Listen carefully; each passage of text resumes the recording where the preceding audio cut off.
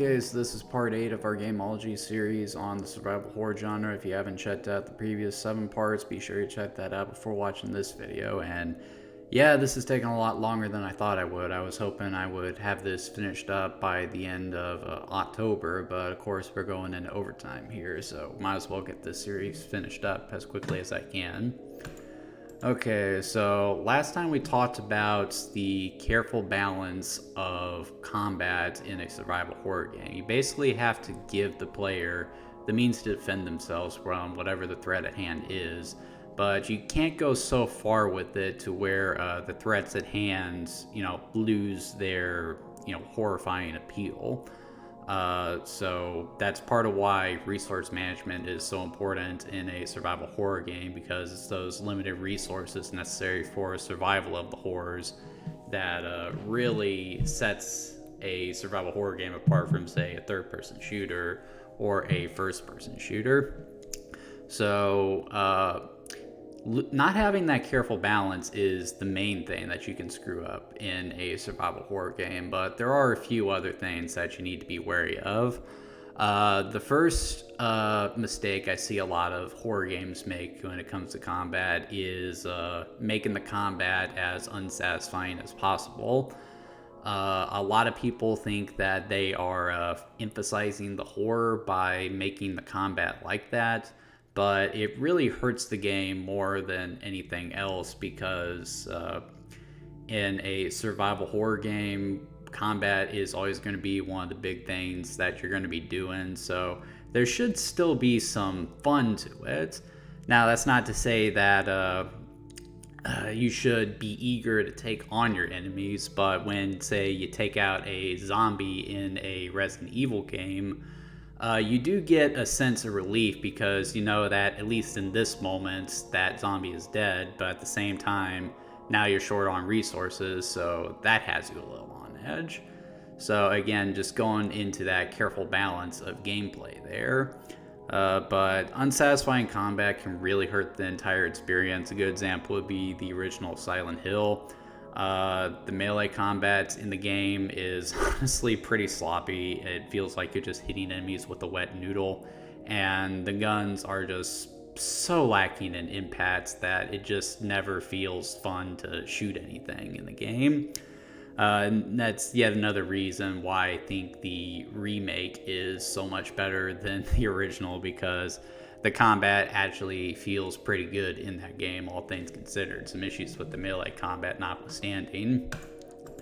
But yeah, I do feel like having some good combat in a survival horror game is a good idea. Not only does it just make the game more fun to play, but it can also be beneficial for replay value as well. In Resident Evil, again, it is fun to shoot at the zombies, it's fun to blow their heads off and all that.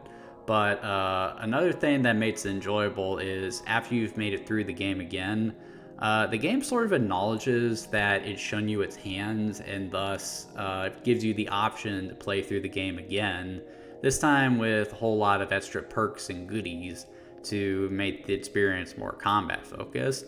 Now, some might say that's a bad call, but I mean, it basically makes a completely new experience for the game, and it is kind of fun to go back and play through the game again with all those weapons and, just curb stomp all these monsters that were giving you trouble before.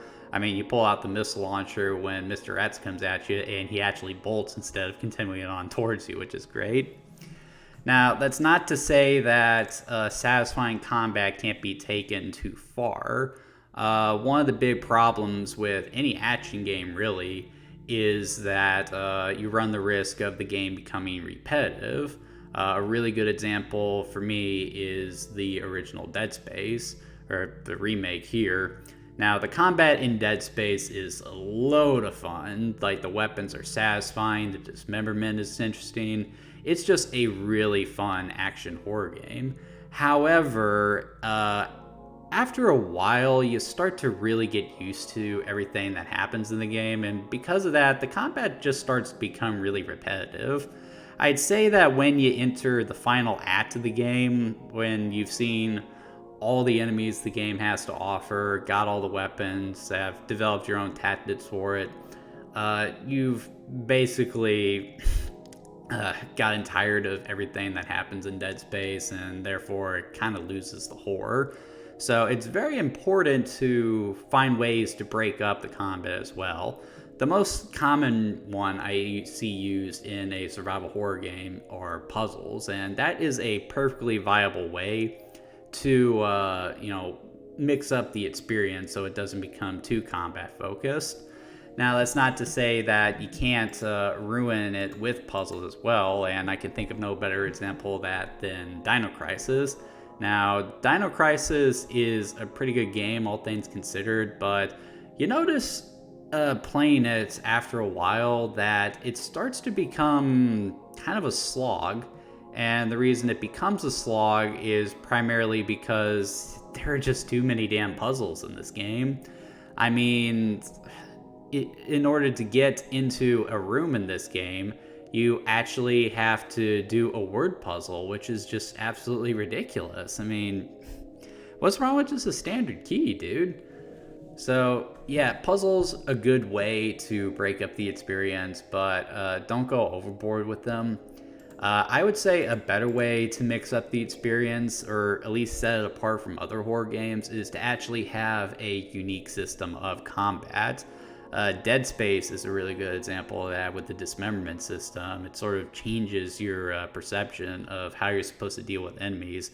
But a really good example of a unique combat system in a horror game is in the Fatal Frame series. Now, I find with a lot of horror games, it's best to want to keep the monsters as far away from you as possible, which is also why I'm not a big fan of melee combat in the survival horror game, because I feel by having melee combat in the game, you are inviting the monster to you, and therefore you're not really scared of them. But Fatal Frame has a really unique take on that. Your primary method for fighting off the ghost in this game is a camera, and all you gotta do is just take pictures of the ghost, and that might not sound like a big deal. But the thing is, if you just snap a few pictures of the ghost, you're gonna do bugger all damage. The best way to deal with a ghost in Fatal Frame is to actually let them get as close as possible. And because you're looking at them in a first-person perspective, you're actually getting a really good look at these things, and the creature design in Fatal Frame is fantastic. It's one of the best combat systems I've ever seen in a survival horror game. But yeah, that's all the things need to be considered when you're looking at horror and looking at combat in a survival horror game. Just keep all that in mind, and you should be able to make something that's pretty damn good.